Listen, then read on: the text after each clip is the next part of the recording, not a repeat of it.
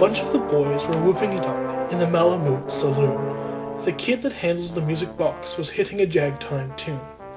Back of the bar in a solo game sat Dangerous Dan McGrew, and watching his luck was his ladle love, the lady that's known as Lou. When out of the night, which was 50 below, and into the din and the glare, there stumbled a miner, fresh from the creeks, dog dirty and loaded for bear. He looked like a man with a foot in the grave and scarcely the strength of a louse, yet he tilted a poke of dust on the bar, and he called for drinks for the house. There was none could place the stranger's face, though we searched ourselves for a clue. We drank his health, and the last to drink was Dangerous Dan McGrew. There's men that somehow just grip your eyes and hold them hard like a spell, and such was he, and he looked to me like a man who had lived in hell, with a face most hair and the dreary stare of a dog whose day is done, as he watered the green stuff in his glass, and the drops fell one by one. Then I got to figuring who he was and wondering what he'd do, and I turned my head, and there watching him was the lady that's known as Lou.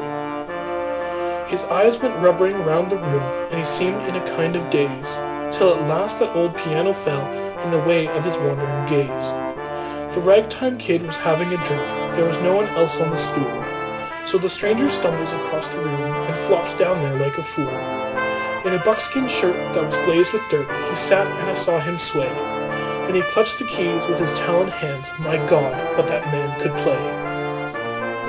Were you ever out in the great alone when the moon was awful clear, and the icy mountains hemmed you in with the silence you most could hear, with only the howl of a timber wolf, and you camped there in the cold, a half-dead thing in a stark dead world, clean mad for the muck called gold? While high overhead, green, yellow, and red, the northern lights swept in bars. Then you've a hunch what the music meant, hunger and the night and the stars. And hunger not of the belly kind that's banished with bacon and beans, but the gnawing hunger of a lonely man for a home and all that it means. For a fireside far from the cares that are, four walls and a roof above, but oh, so cramful of cozy joy, and crowned with a woman's love. A woman dearer than all the world, and true as heaven is true. God, how ghastly she looks through her rouge, the lady that's known as Lou.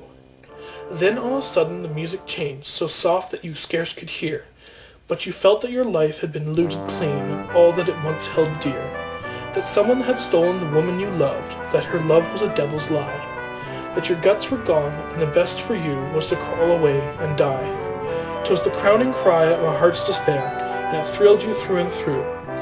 I guess I'll make it a spread misere, said Dangerous Dan McGrew. The music almost died away, then burst like a pent-up flood, and it seemed to say, repay, repay, and my eyes were blind with blood.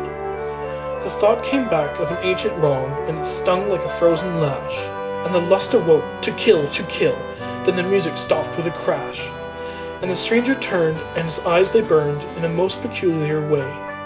In a buckskin shirt that was glazed with dirt, he sat, and I saw him sway. Then his lips went in a kind of grin, and he spoke, and his voice was calm.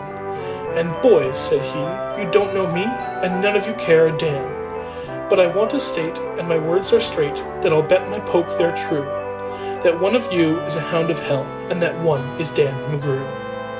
Then I ducked my head, and the lights went out, and two guns blazed in the dark, and a woman screamed, and the lights went up, and two men lay stiff and stark. Pitched on his head and pumped full of lead was Dangerous Dan McGrew, while the man from the creeks lay clutched to the breast of the lady that's known as Lou.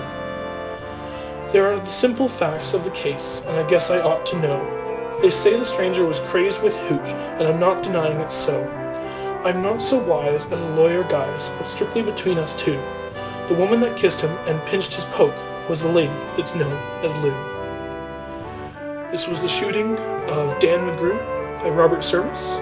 If you guys like this, please give me a thumbs up and subscribe, and leave suggestions in the comments for future poems to read.